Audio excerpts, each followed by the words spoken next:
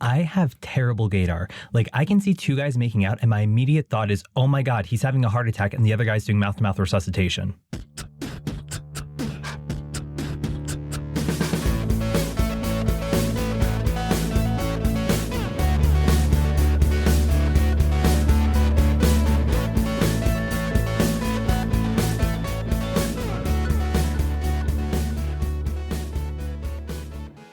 Hello, my LGBTQTs, and welcome back to another episode of A Jaded Gay. I'm Rob Lovelace, and today I am a non-jaded gay because I recently switched up my workout routine, and it's been amazing.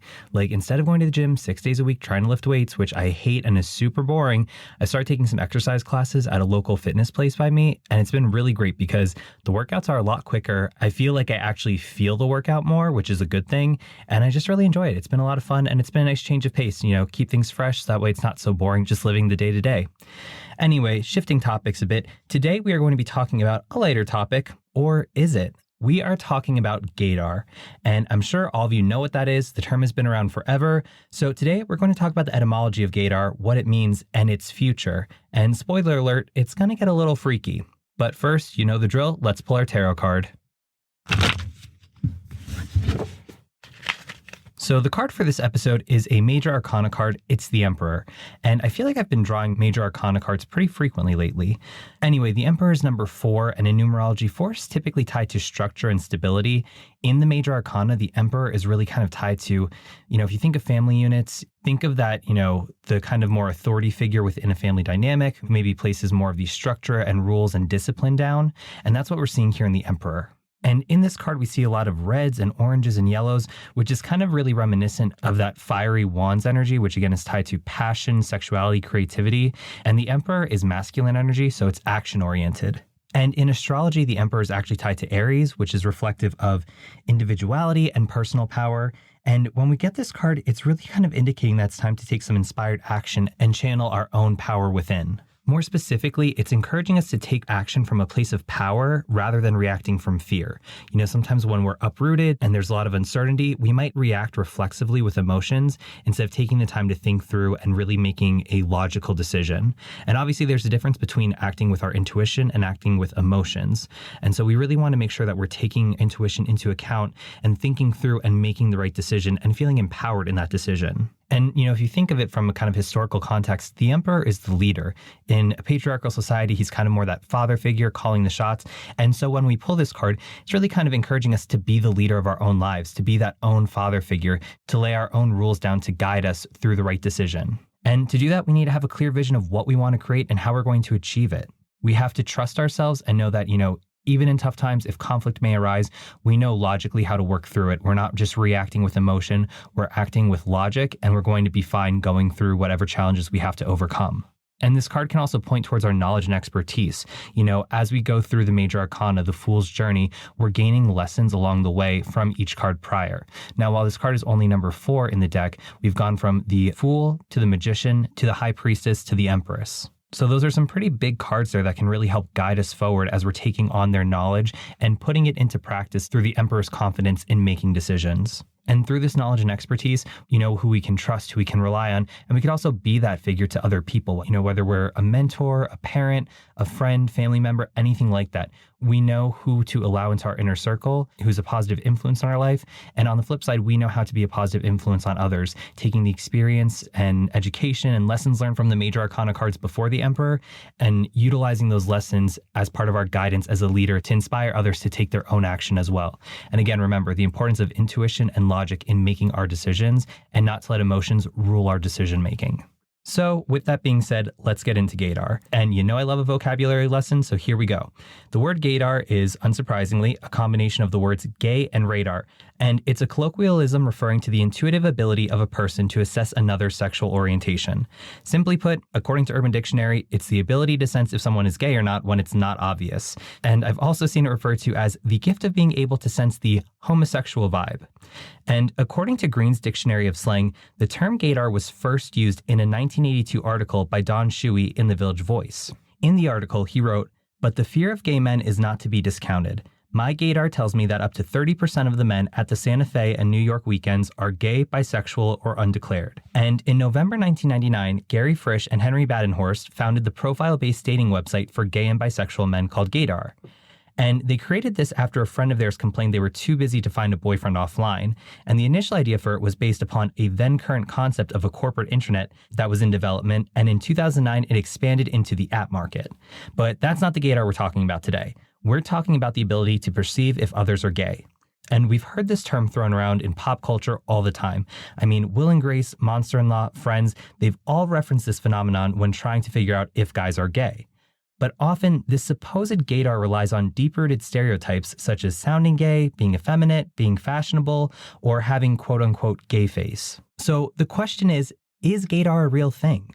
Well, believe it or not, science wondered that same question, and there are actually a few studies on the subject. In fact, a 1987 study in the Journal of Homosexuality titled Detection of Sexual Orientation by Heterosexuals and Homosexuals is considered to be one of the earlier studies on the matter, if not the earliest. In it, researchers had 24 brief videotaped interviews with homosexual and heterosexual men and women. These interviews were then presented to 143 participants who were divided into 4 sexual preference and gender groups, and they had to try to correctly identify who was gay and straight from the interviews. The result? Approximately 20% of the total subject pool did exceed chance levels.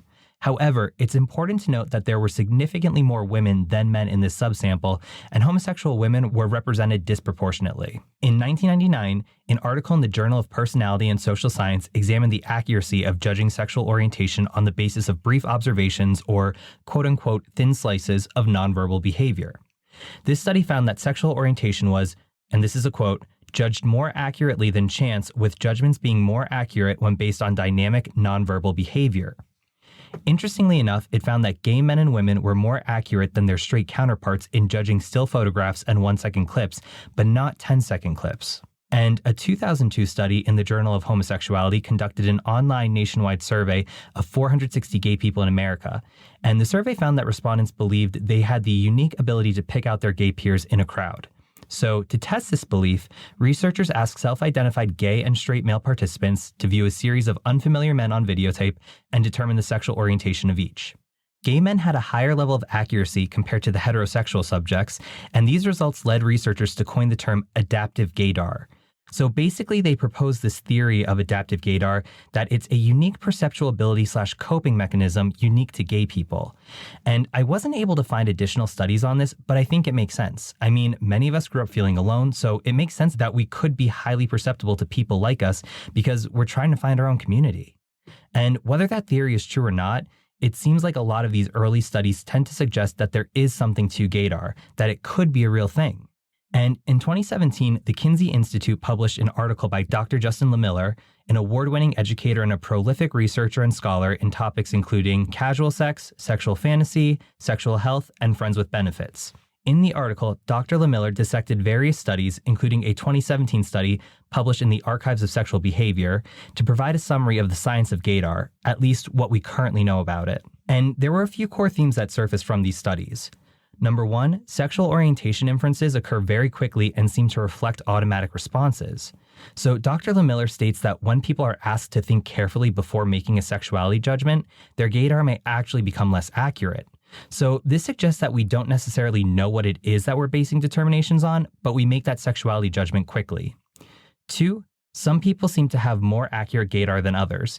And research presented in this study showed that people with anti-gay beliefs have less accurate gaydar, while sexual minorities have more familiarity when making sexuality judgments. And number 3, I thought this was pretty interesting. Researchers found that women's gaydar was more accurate when they were ovulating than when they weren't. However, it is important to note that gaydar studies are typically based in either-or scenarios, gay or straight. But there are more than 2 sexualities, and a lot of times these studies group bisexual men in with gay men. So really, gaydar studies are more so a hetero versus non-hetero scenario. And in closing, Dr. Lemiller writes, the research conducted to date suggests that there is something to the idea of gaydar in that people appear to intuitively determine other sexuality at levels greater than chance in response to a variety of cues. At the same time, though, gaydar is clearly an imperfect tool and one that doesn't necessarily appear sensitive to the wide spectrum of sexualities that exist. And there's another issue with this research. In these studies, about 50% of the people who are having their sexuality judged are gay. And in the real world, only about 3 out of 8 people identify as gay, lesbian, or bisexual.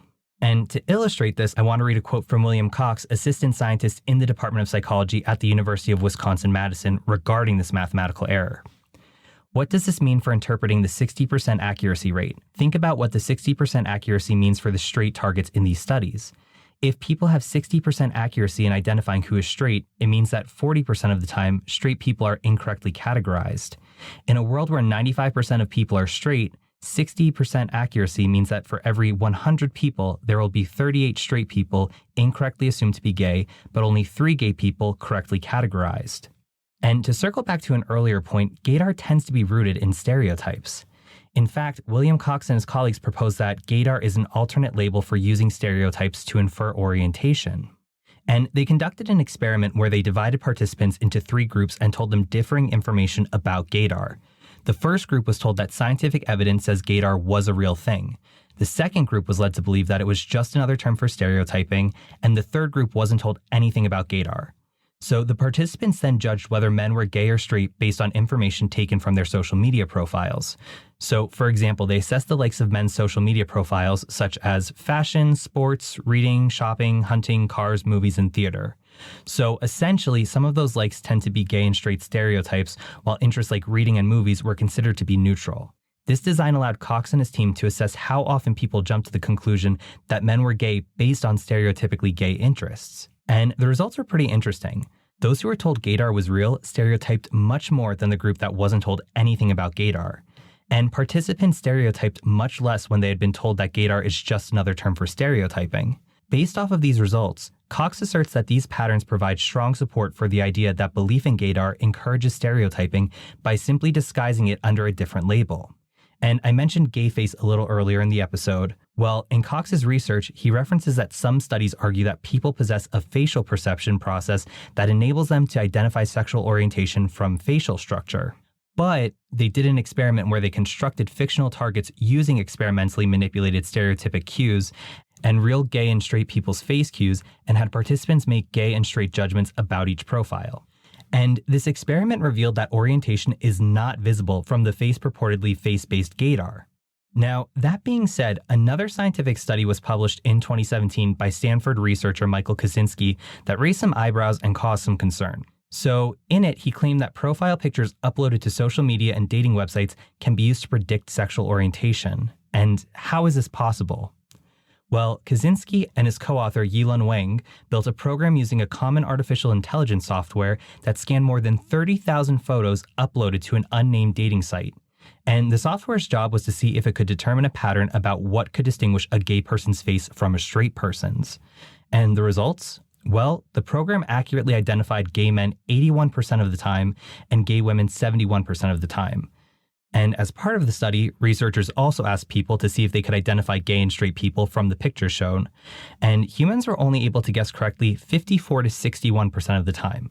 So this study understandably caused controversy, especially Kaczynski's claims that the program based its decision on differences in facial structure, with gay men's faces being more feminine and lesbian women's faces being more masculine. And the researchers suggested this finding is in line with the prenatal hormone therapy of sexual orientation, which suggests that sexuality is partly determined by hormone exposure in the womb. And he argued that sexual orientation was just the beginning, and that more aspects of our inner lives, like personality traits, might even be encoded in our faces.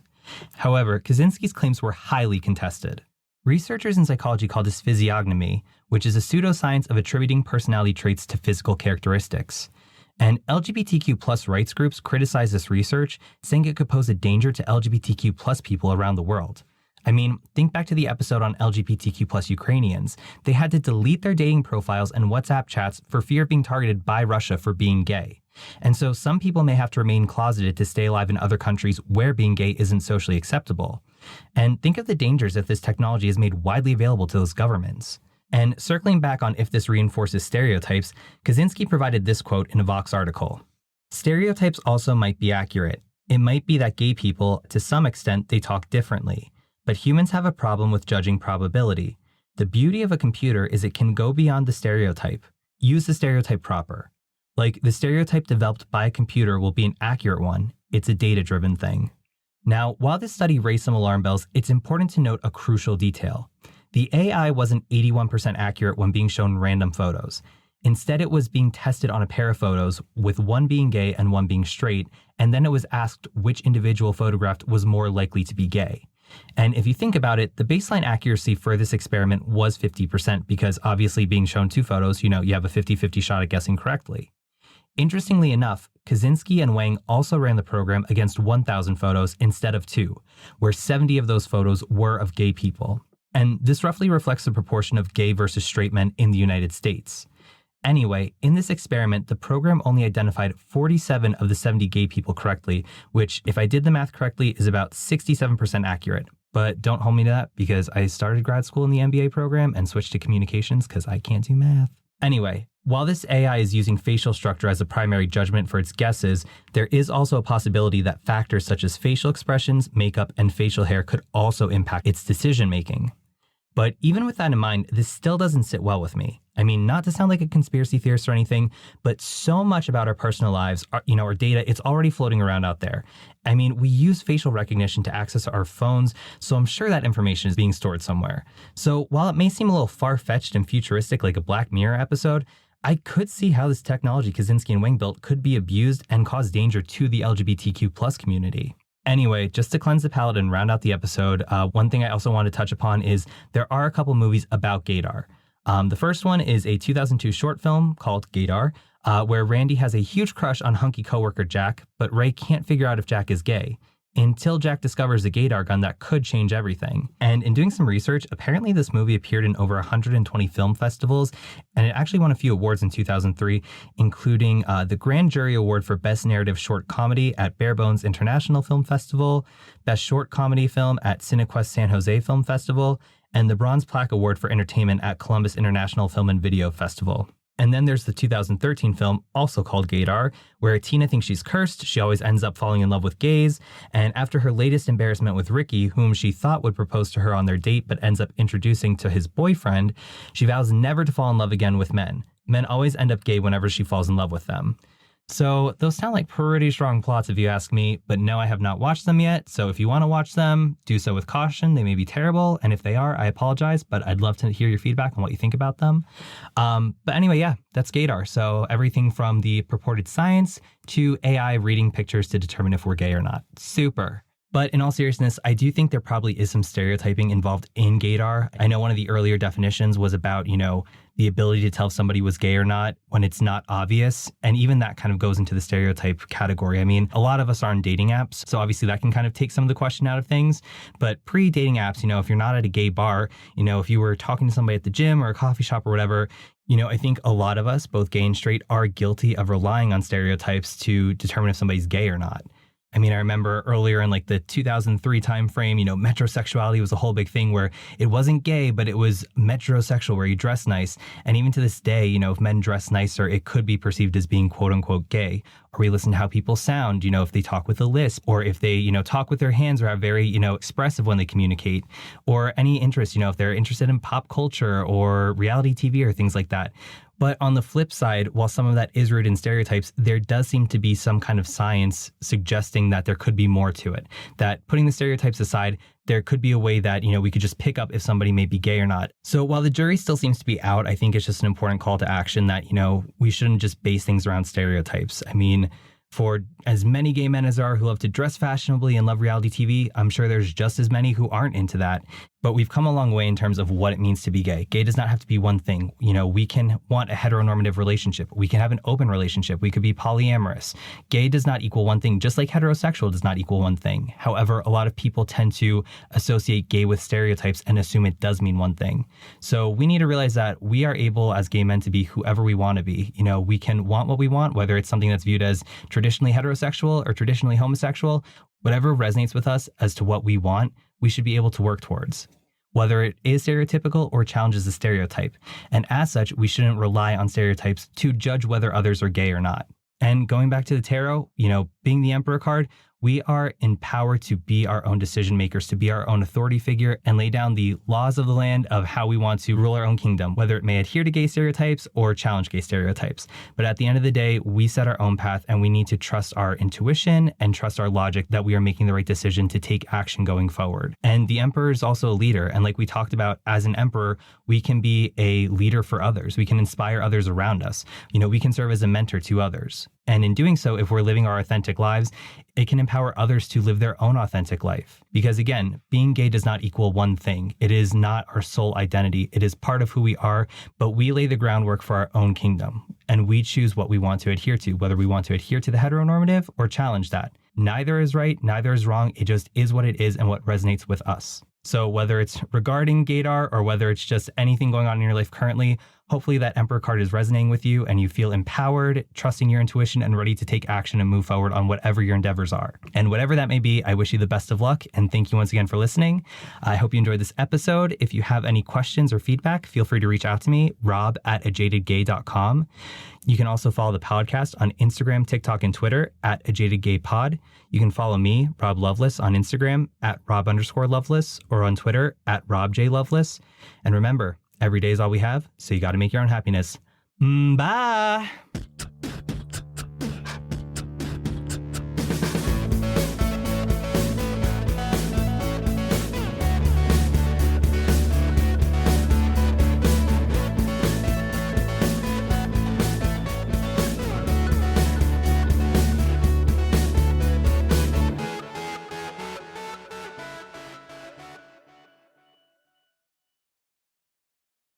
On my gate, I got you on my gate, I got you on my gate, I got you on my eye. Gaydar. Who doesn't love a Britney reference?